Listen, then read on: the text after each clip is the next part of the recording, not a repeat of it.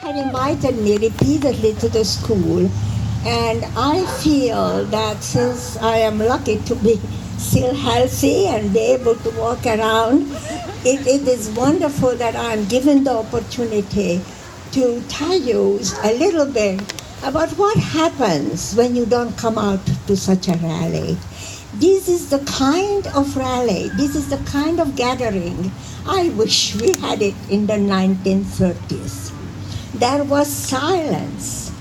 There was deep silence, as you very well know. And in 2 years, Hitler was able indeed to pass 400 anti-Semitic, anybody who was against the state, to be at first just arrested, put into jail, nothing serious is happening. Economic discrimination, political discrimination, but you all know what it ended up with. It ended up with death factories. And I know this is not going to happen in this country. However, we know the early signs of what discrimination can do if it is left unchecked. And this type of resistance is what we need to do. I will tell you just a very little story that I talk about with my friend who was born in Berlin, ended up in Auschwitz, like I was in Auschwitz myself. That's where my father died, in the gas chamber. So the two of us get together and we say this: how was it that when we walked into a park and there were these benches that said, "Nicht für Juden"? You know what that means. Not for Jews. She says we should have sat down. We should have taken our Gentile neighbor friends and sit there and have them, and then yes, they would have been arrested. But there was, unfortunately, on the side of not only the perpetrators, but the Jewish community, tolerated the early signs. There were economic signs, political signs. Jews could not go to the university. I couldn't go to a high school even. And that, we can put up with it. And we put up with more, and then with more, and what did it do for us? I remember even when we were already collected in the yard of a factory. My two brothers were already in forced labor battalion. They were doing the dirty work for the Hungarian and the German army because Hungary was allied with the Germans. They did not come back. I am the only survivor in my family. But when I was on that factory yard, and then we were waiting for the next transport that took us to Auschwitz, and I could hold my mother's and my father's hand, I even thought, if that's all they wanted from us, maybe we can live with that. Why would we have to come to a point where you settle for that kind of a thing? It should not have to happen in this beautiful country. But it's very clear that that's why I am here, because I can tell you some stories as to what can happen when you leave it alone. But what it really teaches us, more than anything, that early signs have to be recognized. And it was this marvelous historian at Yale, Timothy Snyder, who said, the symbols of hate of today are the reality of tomorrow. So when the children say, so why are you upset about the swastika? What does it mean?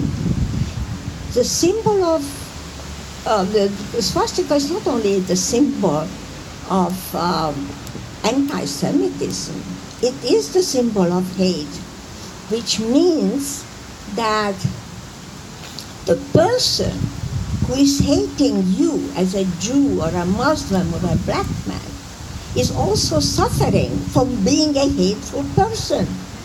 When I come to Reading and the children ask me, Dr. Ornstein, what does it make you feel when you see the swastika? would like to know what does it make him feel if he's not a Jewish child. Because he now has a choice. Do you want to become a hateful person? Because people who are hateful, they suffer too. They are not necessarily very popular at first. They have to get into these terrible things, into legislation and into all kinds of political acts. But when you experience the hatred itself, you are not necessarily a joyful and a happy person either. So there are many reasons why I am so delighted to be here and to see that you take these things so seriously as you have to. There is only one more thing that I want to share with you, because maybe you will recognize it in yourself.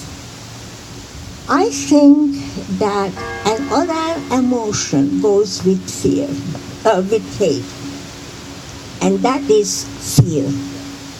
And that is what I remember the most. In 1938, in 1939, I was an 11, 12-year-old girl, and I would say my parents tried very hard to kind of create a semblance of normalcy in our home. But fear permeated our home. Fear controlled every step we took. We spoke in hushed tone of voices. I remember my father taking deep sighs whenever he had to go anywhere. He was on house arrest.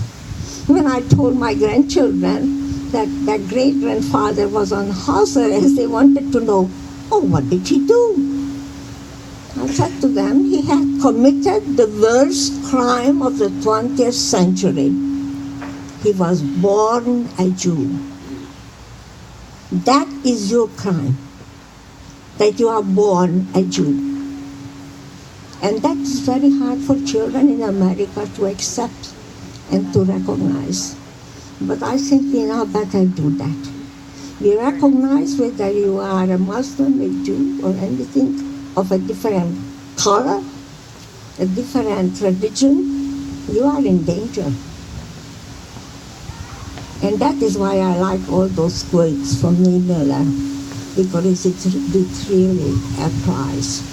So I do want to let you go home because it's a cold day, but I did want to share with you the importance of fear as it put into the heart of the Jewish child like Tali and the other Jewish people that maybe you yourself may not experience. But I'm asking you, think about that, because hate begets fear, and fear is a destructive and horrible emotion. When you have to live with it, you are afraid that you become paralyzed by it.